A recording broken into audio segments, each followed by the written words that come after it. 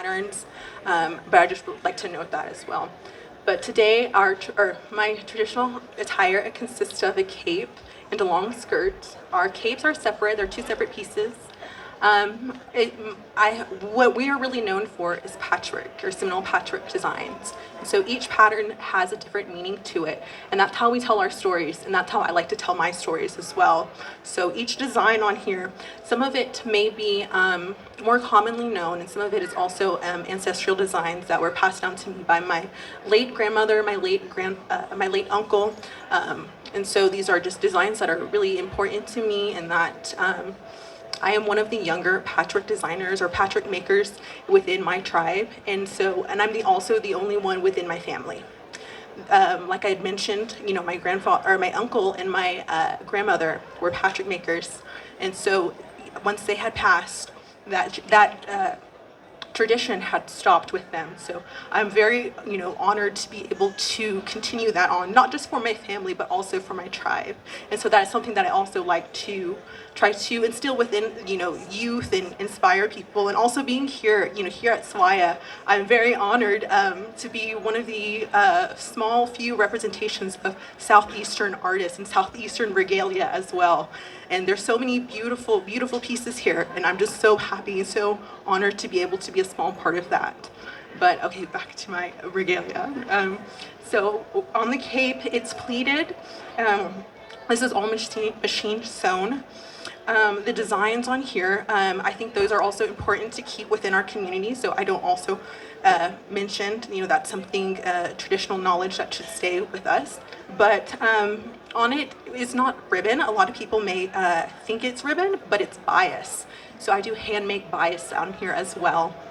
My cape has 1 row of patchwork, and the skirt has 6 rows of patchwork, and the dress usually is about 4 yards at least of material. And I'm also, I was gifted this our stomp dance belt. So that's also a difference between Florida and Oklahoma Seminoles, our differences in regalia. In Oklahoma, we traditionally wear a stomp dance belt. It's a yarn belt. And it can be made of, our regalia, whether it is our traditional cape, dress, yarn belt. It can be made in, various colors, various designs, various patterns. Traditionally, or before, it was started as just a very simple skirt, 1 row, but as we've progressed and we would like to express ourselves, we'd have more, you add more rows. You could have it in various contemporary clothing or contemporary fabrics. You could have really shiny skirts or like something very flashy, but this is more just a contemporary thing, or this is more traditional and cotton. And our accessories are kind of very minimal, but it is also, that is your own personal expression. We have our beads, and that's something that, whether it's Oklahoma or Florida, that's something that is consistent throughout. And, whether it's our silver jewelry and our little gorgets. The men are traditionally known for wearing gorget necklaces, but I have them in earrings, and that's something that I think now in a little bit more modern days that something as gorgets are more gender neutral, whether it's women wearing it or whether it's men wearing it, and as well with the stomp dance belts. But it's just just a way to have your personal expression and how you want to tell your story and how you want to share your story. And especially for those who know patchwork, it's very beautiful because you'll be able to look at somebody and see the story that they're telling in their clothing.